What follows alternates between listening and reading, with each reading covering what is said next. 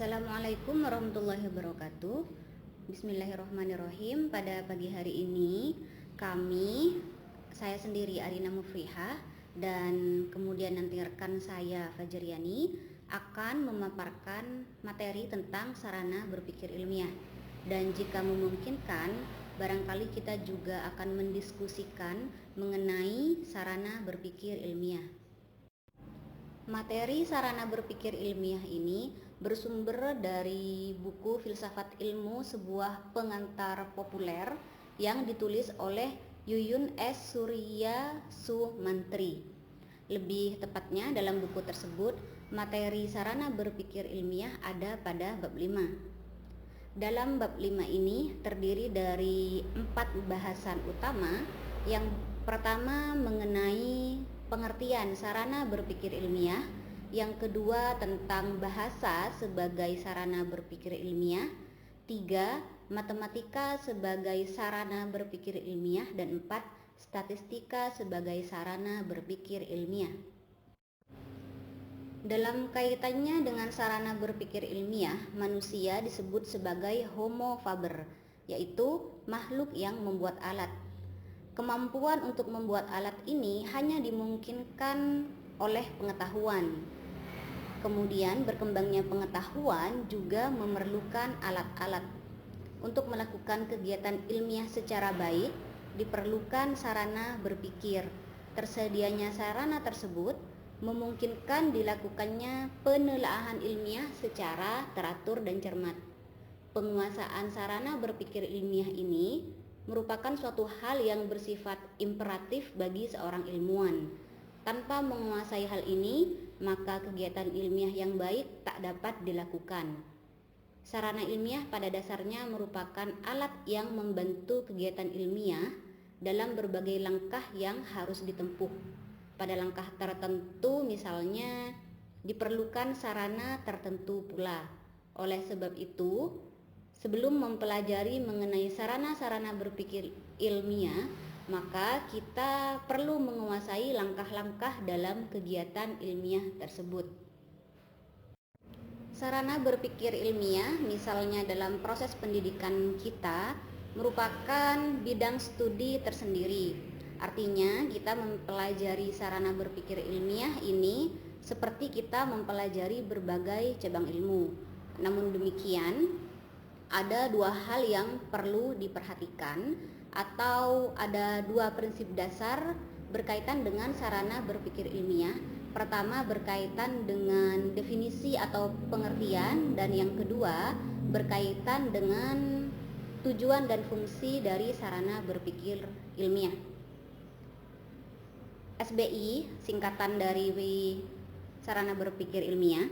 SBI ini merupakan kumpulan pengetahuan yang didapatkan berdasarkan metode ilmiah. Namun SBI ini memiliki metode tersendiri dalam mendapatkan pengetahuan yang berbeda dengan metode ilmiah. Dengan kata lain, ketika kita membicarakan SBI, kita tidak sedang membicarakan tentang bagaimana memperoleh ilmu pengetahuan atau informasi-informasi ilmiah melalui metode-metode penelitian atau ilmiah tertentu. Namun, SBI ini memiliki metode tersendiri. Hal ini dilakukan untuk melakukan penelaahan ilmiah secara baik. Sementara tujuan mempelajari ilmu untuk mendapatkan pengetahuan memungkinkan untuk memecahkan masalah sehari-hari, maka SBI adalah alat bagi metode ilmiah. Jadi metode ilmiah dapat kita gunakan secara baik jika kita memiliki sarana berpikir ilmiah yang benar dan tepat. Maka fungsi dari SBI ini adalah membantu proses metode ilmiah. Untuk dapat melakukan kegiatan berpikir ilmiah dengan baik, maka diperlukan beberapa sarana meliputi bahasa, logika, matematika, dan statistika. Bahasa sendiri merupakan alat komunikasi verbal yang dipakai dalam seluruh proses berpikir ilmiah, di mana bahasa merupakan alat berpikir dan alat komunikasi untuk menyampaikan jalan pikiran kita kepada orang lain. Ditinjau dari pola berpikirnya, maka ilmu merupakan gabungan antara berpikir deduktif dan berpikir induktif. Untuk itu, maka penalaran ilmiah menyandarkan diri kepada proses logika deduktif dan proses logika induktif. Matematika sendiri mempunyai peranan yang penting dalam berpikir deduktif, sedangkan statistika mempunyai peranan penting dalam berpikir induktif. Proses pengujian dalam kegiatan ilmiah mengharuskan kita menguasai metode penelitian ilmiah yang pada hakikatnya merupakan pengumpulan fakta untuk mendukung atau menolak hipotesis yang diajukan. Maka terkait dengan kemampuan berpikir ilmiah yang baik harus didukung oleh penguasaan sarana berpikir ini dengan baik pula. Sarana berpikir ilmiah yang pertama adalah bahasa. Pada tahun 1972, Wittgenstein menuliskan, "Batas bahasaku adalah batas duniaku." Hal ini bisa dipahami misalkan seseorang bisa memahami sebuah informasi tergantung pada pemahamannya terhadap bahasa yang ia dengar dari orang lain. Begitu pula sebaliknya, ketika seseorang ingin menyampaikan atau membagikan informasi agar dipahami oleh orang lain, maka bergantung dari keterampilan berbahasa. Dalam hal ini, keunikan manusia sebenarnya bukan terletak pada kemampuan berpikirnya, melainkan terletak pada kemampuan berbahasa. Dalam hal ini manusia disebut sebagai animal symbolicum, makhluk yang mempergunakan simbol. Animal symbolicum ini secara generik mempunyai cakupan yang lebih luas daripada Homo sapiens yang menganggap manusia sebagai makhluk berpikir. Dalam perkembangannya, manusia dapat berpikir dengan baik karena dia memiliki bahasa. Tanpa bahasa, manusia tidak akan dapat berpikir secara rumit dan abstrak, seperti apa yang dilakukan dalam kegiatan ilmiah. Barangkali teori perkembangan kognitif Piaget juga dapat menjelaskan tentang hal ini. Misalkan, pada tahap sensori motor dan tahap praoperasional, kanak-kanak atau individu yang berusia kanak-kanak dapat memahami sebuah bahasa jika dikaitkan dengan objek yang dapat dilihat. Misalkan ketika kita ingin menjelaskan mengenai botol, kulkas, atau kertas, maka harus ada benda yang dilihat secara nyata di depan mata. Sehingga dalam tahapan perkembangan ini, manusia memahami bahasa jika langsung dipasangkan dengan objek yang menunjukkan bahasa tersebut. Namun kemudian pada tahapan selanjutnya, terutama pada tahapan operasional formal, manusia sudah dapat memahami bahasa-bahasa yang abstrak. Misalkan ketika mendengar kata konsep, teori, atau konstruk, maka individu di tahap perkembangan operasional formal akan dapat memahaminya melalui serangkaian definisi tanpa harus mempertanyakan di manakah objek yang menunjukkan bahwa itu adalah teori, itu adalah konstruk atau konsep.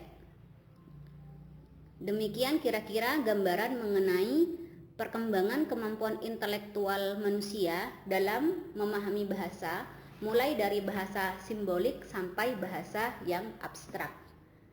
Adanya simbol bahasa yang bersifat abstrak memungkinkan manusia untuk memikirkan sesuatu secara berlanjut. Demikian juga bahasa memberikan kemampuan untuk berpikir secara teratur dan sistematis. Apakah sebenarnya bahasa? Pertama-tama, bahasa dapat dicirikan sebagai serangkaian bunyi. Dalam hal ini, kita mempergunakan bunyi sebagai alat untuk berkomunikasi. Sebenarnya, ada alat komunikasi lain yang bisa dipergunakan selain bunyi, misalkan bahasa isyarat. Namun demikian, Bunyi sebagai alat komunikasi merupakan komunikasi yang paling utama. Komunikasi dengan mempergunakan bunyi dikatakan juga sebagai komunikasi verbal. Manusia yang bermasyarakat dengan alat komunikasi bunyi disebut juga sebagai masyarakat verbal. Yang kedua, bahasa merupakan lambang, di mana rangkaian bunyi membentuk suatu arti tertentu. Rangkaian bunyi yang kita kenal sebagai kata melambangkan suatu objek tertentu, misalkan saja gunung atau seekor merpati. Manusia mengumpulkan lambang-lambang ini dan menyusun lambang-lambang tersebut yang kemudian kita kenal sebagai perbendaharaan kata-kata. Perbendaharaan ini pada hakikatnya merupakan akumulasi pengalaman dan pemikiran. Artinya, dengan perbendaharaan kata-kata yang kita miliki, kita dapat mengkomunikasikan segenap pengalaman dan pemikiran. Bahasa sebagai alat komunikasi ilmiah memiliki beberapa ciri. Ada 4 ciri dari komunikasi ilmiah. Yang pertama, komunikasi ilmiah mensyaratkan bentuk komunikasi yang sangat lain dengan komunikasi estetik. Komunikasi ilmiah bertujuan untuk menyampaikan informasi yang berupa pengetahuan. Agar komunikasi ilmiah ini berjalan dengan baik, maka bahasa yang dipergunakan harus terbebas dari unsur-unsur emotif. Komunikasi ilmiah harus bersifat reproduktif, artinya bila si pengirim mengkomunikasikan suatu informasi yang berupa X, maka si penerima komunikasi juga harus menerima informasi berupa X pula. Jadi ada proses reproduktif dalam komunikasi ilmiah. Hal ini dimaksudkan untuk mencegah apa yang dinamakan sebagai salah informasi, yakni suatu proses komunikasi yang mengakibatkan penyampaian informasi tidak sesuai dengan apa yang dimaksudkan. Informasi yang berbeda akan menghasilkan proses berpikir yang berbeda pula. Oleh sebab itu, proses komunikasi ilmiah harus bersifat jelas dan objektif, yakni terbebas dari unsur-unsur emotif. Bahasa sebagai sarana berpikir ilmiah juga digunakan dalam penulisan karya ilmiah. Karya ilmiah pada dasarnya merupakan kumpulan pernyataan yang mengemukakan informasi tentang pengetahuan maupun jalan pemikiran dalam mendapatkan pengetahuan. Untuk mampu mengkomunikasikan suatu pernyataan dengan jelas, maka seseorang harus menguasai tata bahasa yang baik. Tata bahasa ini merupakan alat untuk mengemukakan aspek logis dan kreatif dari pikiran, untuk mengungkapkan arti dan emosi dengan menggunakan aturan-aturan tertentu. Maka penguasaan tata bahasa yang baik merupakan syarat mutlak bagi suatu komunikasi ilmiah yang benar. Sebenarnya, penggunaan tata bahasa ini tidak hanya diperlukan dalam konteks atau forum ilmiah dan formal, tapi juga diperlukan dalam komunikasi sehari-hari. Dengan tata bahasa yang baik dan benar, maka informasi yang kita sampaikan kepada orang lain akan dapat dipahami secara tepat. Karya ilmiah juga mempunyai gaya penulisan yang pada hakikatnya merupakan usaha untuk mencoba menghindari kecenderungan yang bersifat emosional. Oleh sebab itu, gaya penulisan ilmiah di mana tercakup di dalamnya penggunaan tata bahasa dan penggunaan kata-kata harus menghindari unsur-unsur yang emotif. Menghindari unsur-unsur emotif seminimal mungkin. Bahasa sebagai sarana berpikir ilmiah memang sangat kita butuhkan selama proses berpikir ilmiah dan selama proses kita menghasilkan karya-karya atau tulisan-tulisan yang ilmiah. Kekurangan bahasa itu meliputi bahasa bersifat multifungsi, yakni sebagai sarana komunikasi, bahasa bisa bersifat emotif, afektif, dan simbolik. Dalam suatu karya misalkan, kita ingin menunjukkan sifat simbolik dari sebuah pengetahuan. Namun, terkadang fungsi-fungsi yang lainnya seperti afektif dan emotif tidak bisa dihindari. Kemudian, bahasa memiliki makna yang abstrak. Misalkan kosakata tertentu yang sering kita dengar dalam diskursus ilmiah, misalkan mengenai ilmu pengetahuan. Apa itu ilmu pengetahuan? Apa itu teori? Apa itu praktek misalkan? Nah, bahasa-bahasa yang abstrak seperti ini memerlukan definisi-definisi yang lebih rinci dan detail. Meski sudah memiliki definisi-definisi tertentu, kekurangan dari bahasa yang memiliki makna abstrak ini membuat orang-orang tertentu tidak bisa langsung memahami maksud dari bahasa yang disampaikan. Kemudian, kata tertentu bersifat majmu' atau memiliki makna ganda. Kata tertentu harus kita uraikan terlebih dahulu mana makna yang ingin kita gunakan saat kita menuliskan atau mengucapkan bahasa tersebut. Maka dari bahasa yang bersifat majmu' ini juga terkadang menimbulkan salah persepsi atau salah tafsir. Dan terakhir, bahasa memiliki konotasi yang bersifat emosional. Meski sifat emotif dari bahasa ini harus dihindari atau digunakan seminimal mungkin jika tidak bisa dihilangkan sama sekali, namun konotasi-konotasi yang bersifat emosional ini seringkali masih terlihat dalam penulisan karya ilmiah. Demikian penjelasan mengenai bahasa sebagai alat berpikir ilmiah. Selanjutnya akan dijelaskan mengenai matematika dan statistika sebagai sarana berpikir ilmiah. Akan dijelaskan oleh rekan saya, Ibu Fajriani. Assalamualaikum warahmatullahi wabarakatuh. Mohon izin Prof. Oong dan teman-teman sekalian.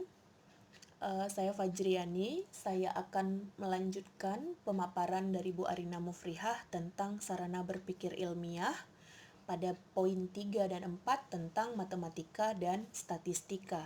Dimulai dengan kisah sepasang suami istri yang sering bertengkar karena masalah sepele, dan berbagai usaha telah mereka lakukan untuk berdamai, namun sia-sia karena setiap komunikasi yang mereka lakukan selalu menjurus kepada emosi dan mereka saling tersinggung satu sama lain.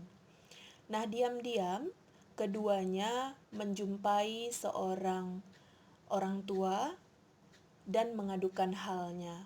Orang tua itu kebetulan adalah satu-satunya tamu yang menginap di hotel tempat mereka menginap. Dan orang tua itu adalah dosen filsafat ilmu. Sambil membuka diktatnya, beliau berfatwa, "Berbicaralah dengan bahasa matematika." Malam pun tiba. Dengan fatwa yang mereka berdua dengar dari orang tua tadi, maka mereka memutuskan harus berbicara dengan bahasa matematika. Dimulai dari suami. Suami menatap mata istrinya dan dia mengacungkan telunjuknya membentuk angka 1. Awalnya istri terdiam. Namun perlahan-lahan istri mengacungkan telunjuk dan jari tengahnya membentuk angka 2. Melihat jawaban istrinya, sang suami mengangkat tangan kanannya dengan jari telunjuk, jari tengah, dan jari manisnya membentuk angka 3. Setelah itu, mereka kembali baikan. Nah, keesokan harinya, sang istri duluan datang menjumpai orang tua yang bijak tadi untuk mengucapkan terima kasih. Dia menceritakan apa yang terjadi tadi malam kepada orang tua ini.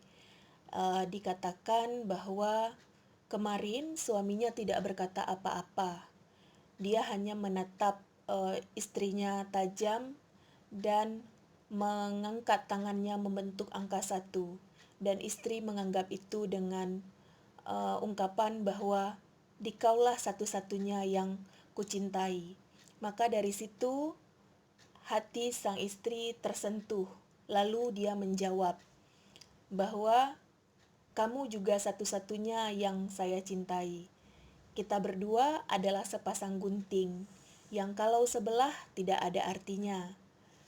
Nah, kemudian sang suami menjawab 3 yang ditafsirkan oleh istri, marilah kita bikin belahan ketiga.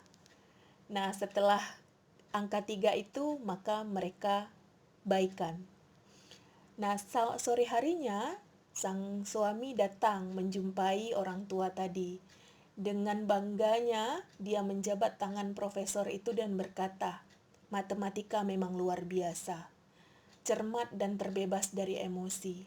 Sejak hari ini, saya akan bersungguh-sungguh mempelajari filsafat matematika. Begitu kata sang suami kepada profesor filsafat ilmu tadi. Profesor itu bertanya, apa yang terjadi? Bagaimana dengan masalah kalian? Sang suami berkata bahwa setiap yang dia ungkapkan kepada istrinya selalu disalahartikan. Maka langsung si suami memberi ultimatum dengan mengacungkan tangan 1. Lalu apa jawabnya? Tanya profesor itu. Dia memang perempuan yang keras kepala. Dia tidak takut dan pura-pura tidak takut terhadap ultimatum saya. Dan dia malah menantang saya dengan 2. Terus tanya profesor itu lagi. Ya, karena dia menantang saya dengan 2, jadi saya kembali memberikan ultimatum kepadanya dengan menyebut 3. Dan setelah itu dia pun menyerah dan kami kembali menjadi baik. Walaupun dari kisah tadi kita lihat bahwa dengan matematika bisa menimbulkan tafsiran yang berbeda, namun tidak demikian adanya. Matematika merupakan sebuah bahasa yang berusaha untuk menghilangkan sifat majemuk dan emosional dari bahasa verbal. Sebagaimana kita ketahui bahwasanya bahasa verbal itu bisa menimbulkan banyak tafsiran. Misalnya nih, kita ambil contoh tentang percakapan anak muda zaman sekarang yang menyebut kawannya dengan istilah nyet. Nah, kalau bagi orang yang tidak bergaul dan selalu menjaga bahasanya, maka ketika dia dipanggil nyet, dia akan marah.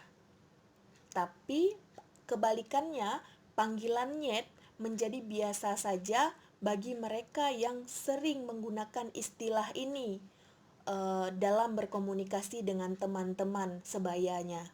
Nah, di sini kita lihat bahwasanya bahasa verbal itu bisa disalahartikan.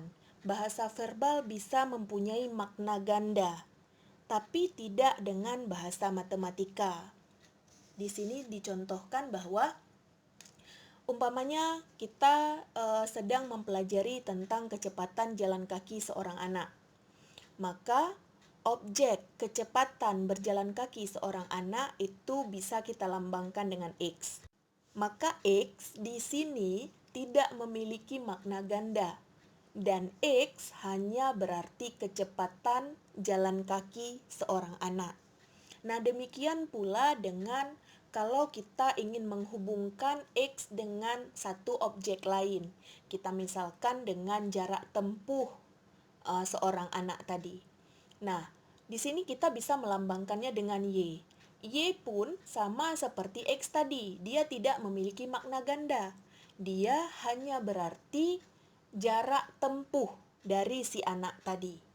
Nah, hubungan antara X dan Y itu bisa dilambangkan dengan Z. Maka Z yaitu Y dibagi dengan X, yaitu waktu yang dibutuhkan seorang anak untuk berjalan kaki dengan menempuh jarak tertentu. Jadi, masing-masing X, Y, dan Z itu hanya memiliki satu makna dan tidak ada makna ganda di sana. Selanjutnya tentang sifat kuantitatif dari matematika.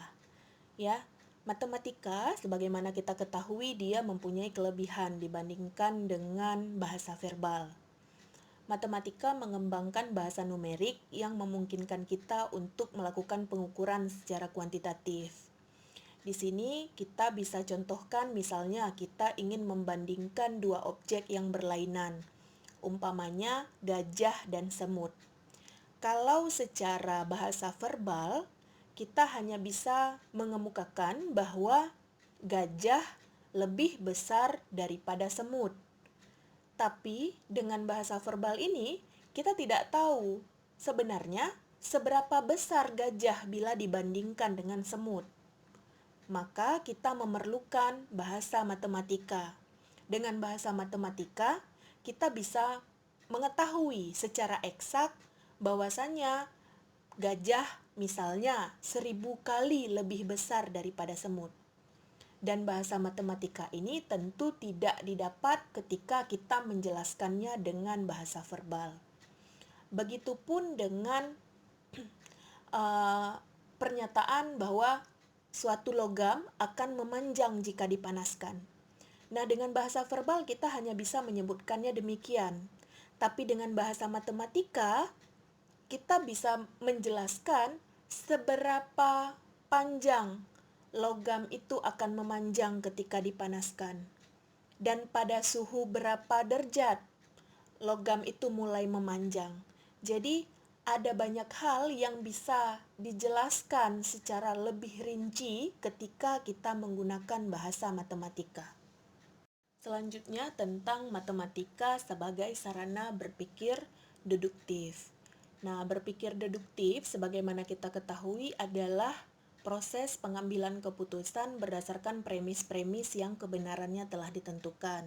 Atau dengan istilah lain, berpikir deduktif ini adalah berpikir mulai dari hal yang umum dan dipecah menjadi hal yang lebih khusus. Nah, untuk contoh ini, teman-teman bisa melihat bahwasannya kita semua tahu bahwa segitiga ABC itu mempunyai jumlah sudut sebesar 180 derajat. Itu merupakan satu kesimpulan umum, ya. Dengan matematika kita bisa menggunakan kesimpulan itu untuk mendapatkan penalaran yang lebih khusus. Jadi ketika sudut-sudut dari masing-masing segitiga itu digabungkan, maka dia akan membentuk garis lurus sebagaimana gambar yang di sampingnya. Sudut A, sudut B, dan sudut C itu akan membentuk garis lurus yang sudutnya adalah 180 derajat.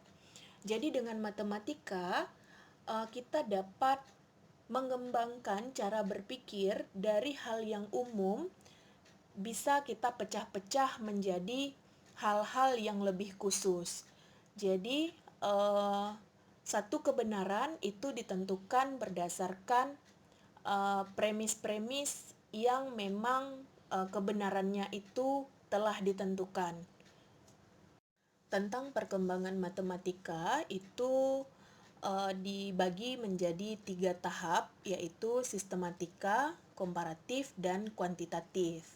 Dimulai dari tahapan sistematika, di mana matematika mencoba menggolongkan objek empiris dalam kategori-kategori tertentu sesuai dengan ciri-ciri dari objek tadi. Dan di tahap yang kedua yaitu komparatif, yaitu melakukan perbandingan antara objek yang satu dengan objek yang lain. Nah, tahap selanjutnya adalah tahap kuantitatif, di mana pada tahap ini mencari hubungan sebab akibat dengan pengukuran eksak dari objek. Nah, ketika kita membandingkan dengan bahasa verbal, dan bahasa verbal di sini hanya mampu mencapai pada tahap sistematika dan komparatif saja. Tapi bahasa verbal tidak mampu mencapai tahap kuantitatif seperti dalam bahasa matematika. Oleh karena itu, untuk mencapai ketiga tahapan ini, maka pengetahuan membutuhkan matematika.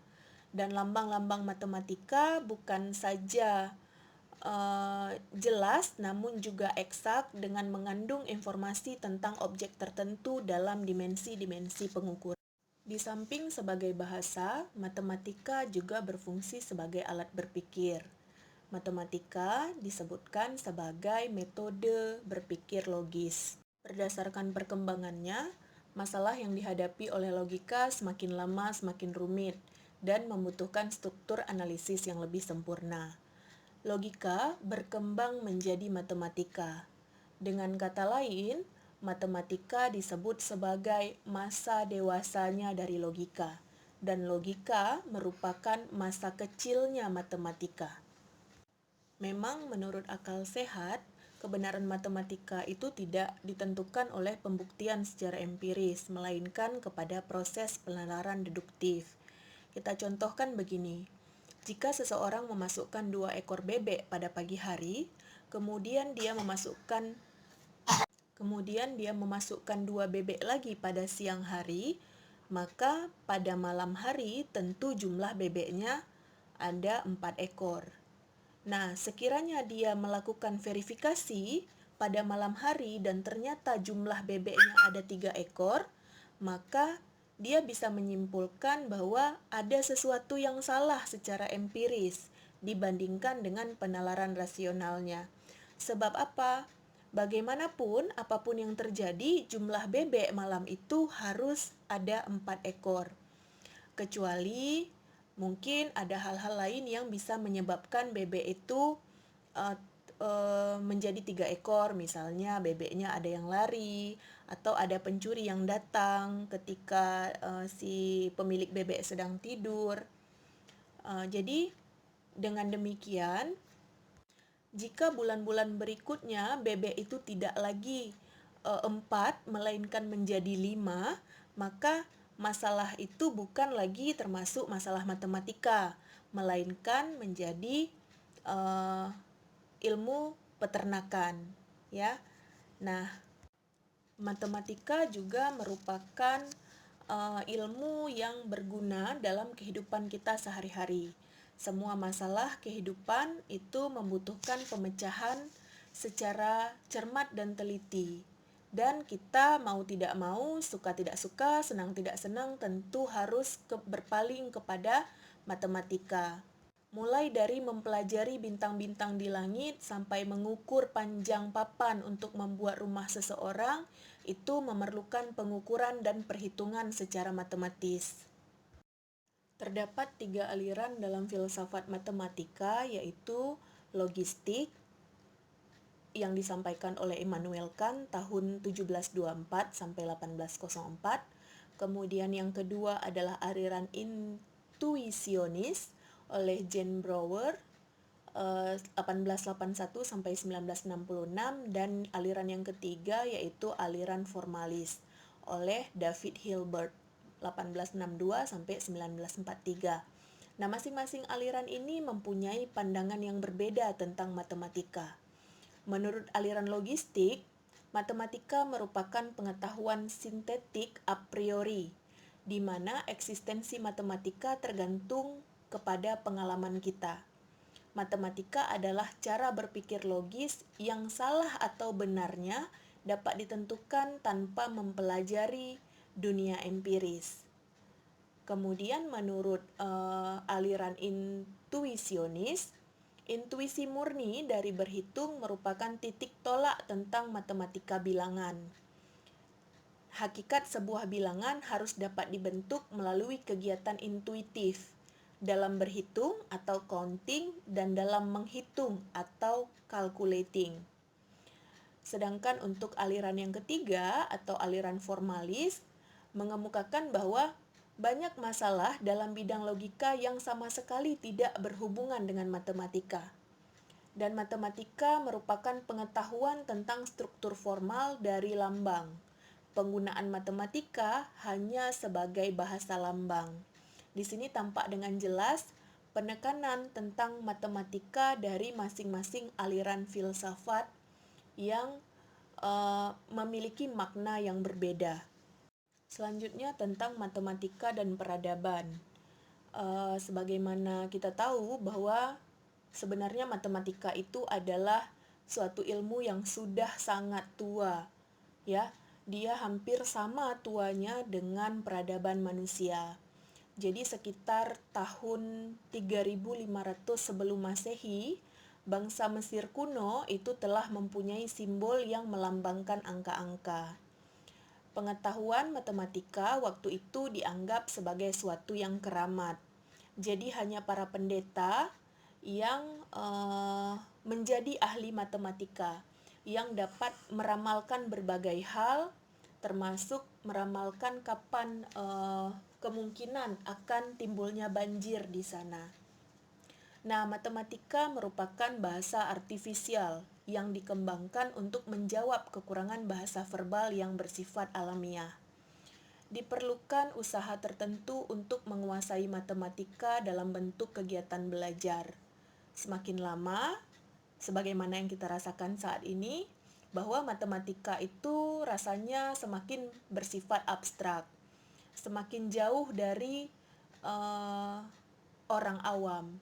Ya, jadi kita merasa bahwa matematika itu hanya mampu dikuasai oleh orang-orang pandai saja, bahwa tidak semua orang mampu untuk memahami matematika, dan pelajaran matematika di sekolah itu menjadi pelajaran yang dalam tanda petik dihindari oleh kebanyakan siswa. Dan melihat hal yang seperti ini, tentu kita akan berpikir, apakah sejarah matematika yang terjadi pada bangsa Mesir kuno kembali terulang di zaman yang sudah modern saat ini? Mungkin teman-teman bisa menjawab dalam hati masing-masing. Nah, bagi ilmu itu sendiri, matematika menyebabkan perkembangan yang pesat. Tanpa matematika, maka pengetahuan akan berhenti pada tahap kualitatif yang tidak memungkinkan untuk meningkatkan penalaran lebih jauh. Sebenarnya angka tidak bertujuan untuk menggantikan kata-kata. Pengukuran hanya sekedar unsur dalam menjelaskan persoalan yang menjadi pokok analisis utama. Baik, selesai sudah pembahasan tentang matematika. Kita lanjutkan dengan poin yang keempat, yaitu statistika. Sebagaimana matematika tadi, statistika juga dimulai dari sebuah kisah tentang seorang anak yang disuruh ayahnya untuk membeli sebungkus korek api dengan pesan agar ia tidak terkecoh dan mendapatkan korek api yang jelek. Dan tak lama kemudian si anak kembali dengan wajah berseri-seri. Dia menyerahkan korek api yang kosong kepada ayahnya dan berkata, "Korek api ini benar-benar bagus, Pak. Semua batangnya telah saya coba dan ternyata menyala." Nah, dari cerita tersebut, saya yakin bahwa tidak ada seorang pun di antara kita yang bisa menyalahkan kesahihan proses penarikan kesimpulan dari si anak kecil itu. Sesuai dengan perintah ayahnya bahwa dia tidak boleh terkecoh dan mendapatkan korek api yang jelek. Maka dia memutuskan untuk mencoba semua korek api yang ada dalam kotak, dan hasil percobaannya membuktikan bahwa semua korek api itu bagus. Dan semua batang korek api itu menyala, dan dia memberikan korek api kosong kepada ayahnya. Nah, berbicara tentang statistika, tentu erat kaitannya dengan proses penarikan kesimpulan, seperti pada matematika tadi. Namun ada sedikit perbedaan antara proses penarikan kesimpulan pada matematika dan pada statistika. Di sini statistika berkaitan erat dengan peluang. Nah, peluang merupakan dasar dari teori statistika yang tidak dikenal dalam pemikiran Yunani kuno, Romawi, bahkan Eropa dalam abad pertengahan. Teori tentang kombinasi bilangan sebenarnya sudah terdapat dalam aljabar yang dikembangkan oleh seorang sarjana Muslim. Dan berdasarkan teori ini berkembang menjadi teori-teori lain dalam statistika. Konsep statistika sering dikaitkan dengan distribusi variabel yang ditelaah dalam satu populasi tertentu.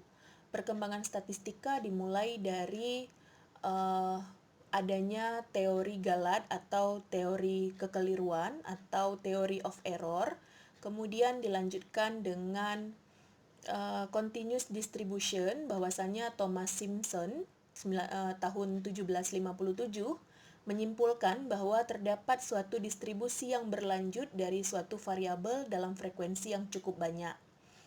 Setelah munculnya teori tentang continuous distribution ini, muncullah teori tentang atau konsep tentang normal distribution oleh Pierre Simon.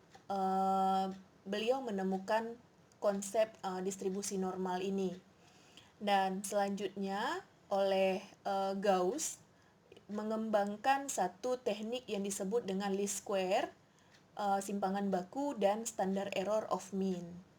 Dan berikutnya oleh Fisher, beliau mengembangkan desain eksperimen, analisis varian dan kovarian, distribusi Z, distribusi T, uji signifikansi, dan teori perkiraan atau theory of estimation.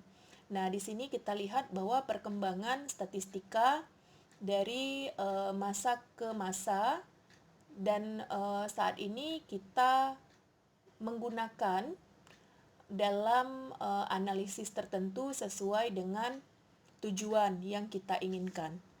Selanjutnya tentang statistika dan cara berpikir induktif. Ilmu secara sederhana dapat didefinisikan sebagai pengetahuan yang telah teruji kebenarannya. Dan semua pernyataan ilmiah adalah bersifat faktual, di mana konsekuensinya dapat diuji baik dengan jalan menggunakan panca indera maupun mempergunakan alat-alat yang membantu panca indera tersebut. Pengujian secara empiris merupakan salah satu mata rantai dalam metode ilmiah yang membedakan ilmu dari pengetahuan-pengetahuan lainnya. Dan kalau kita telaah lebih dalam, maka pengujian merupakan suatu proses pengumpulan fakta yang relevan dengan hipotesis. Nah, sekiranya hipotesis itu didukung oleh fakta-fakta empiris, maka pernyataan hipotesis itu bisa diterima kebenarannya. Sebaliknya, ketika hipotesis tersebut bertentangan dengan kenyataan empiris, maka hipotesis tersebut akan ditolak. Nah, itu semua akan berkaitan dengan proses penarikan kesimpulan. Nah, penarikan kesimpulan induktif berbeda dengan penarikan kesimpulan deduktif. Nah, penalaran deduktif di sini, kesimpulan yang ditarik benar sekiranya premis yang dipergunakan adalah benar dan prosedur penarikan kesimpulannya sah. Ya, ini seperti yang berlaku pada matematika tadi, bahwa untuk penalaran deduktif itu dimulai dari hal yang bersifat umum kemudian dipecah menjadi hal-hal yang bersifat khusus. Sedangkan untuk statistika itu termasuk kepada penalaran induktif. Artinya, sekalipun premis-premisnya benar dan prosedur penarikan kesimpulannya sah, maka kesimpulan itu belum tentu benar. Artinya, masih ada peluang bahwa kesimpulan itu bisa benar, bisa juga salah. Nah, statistika memungkinkan kita untuk menghitung seberapa besar peluang dengan eksak tentang satu kesimpulan yang kita ambil. Berapa peluang benarnya? Itu dapat diungkapkan melalui statistika. Kemudian tentang karakteristik berpikir induktif. Nah, kesimpulan yang kita dapat dalam berpikir deduktif merupakan suatu hal yang pasti. Jadi, di mana jika kita mempercayai premis-premis yang dipakai sebagai landasan penalarannya, maka kesimpulan penalaran tersebut juga dapat kita percayai kebenarannya sebagaimana kita mempercayai premis-premisnya. Namun, ini tidak berlaku dalam penarikan kesimpulan secara induktif. Meskipun premis yang dipakai benar dan penalarannya sah, tapi kesimpulannya mungkin saja salah. Jadi logika induktif tidak memberikan kepastian, namun sekedar tingkat peluang bahwa untuk premis-premis tertentu dapat ditarik kesimpulan. Di sini dicontohkan bahwa jika selama bulan Oktober dalam beberapa tahun yang lalu hujan selalu turun, maka kita tidak bisa memastikan bahwa selama bulan Oktober di tahun ini juga akan turun hujan. Kesimpulan yang dapat kita tarik hanyalah pengetahuan tentang tingkat peluang untuk turunnya hujan dalam bulan Oktober di tahun ini. Jadi, sama sekali kita tidak bisa memastikan bahwa bulan Oktober tahun ini juga akan turun hujan seperti bulan Oktober di tahun-tahun yang lalu.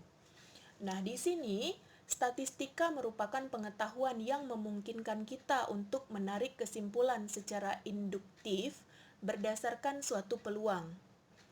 Nah, dasar dari teori statistika adalah teori peluang. Teori peluang merupakan cabang dari matematika dan statistika merupakan disiplin ilmu tersendiri.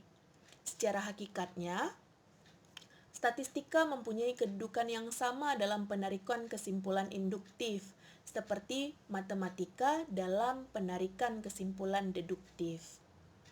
Dan kesimpulan yang terakhir tentang statistika adalah sebenarnya statistika itu harus ditempatkan pada posisi yang sejajar dengan matematika agar keseimbangan dalam berpikir deduktif-induktif yang merupakan ciri dari berpikir ilmiah dapat dilakukan dengan baik. Jadi tidak ada yang lebih baik antara satu dengan yang lain. Bukan berarti cara berpikir deduktif seperti matematika lebih baik daripada cara berpikir induktif dalam statistika. Keduanya sama-sama baik jika ditempatkan pada posisi yang seimbang dan saling mengisi satu sama lain sehingga berpikir ilmiah dapat memberikan hasil yang terbaik dari keduanya. Baik, demikian apa yang dapat saya sampaikan. Mudah-mudahan bisa dipahami dengan baik oleh teman-teman sekalian. Akhir kata, saya tutup dengan alhamdulillahirobbilalamin. Terima kasih teman-teman sekalian atas perhatiannya. Assalamualaikum warahmatullahi wabarakatuh.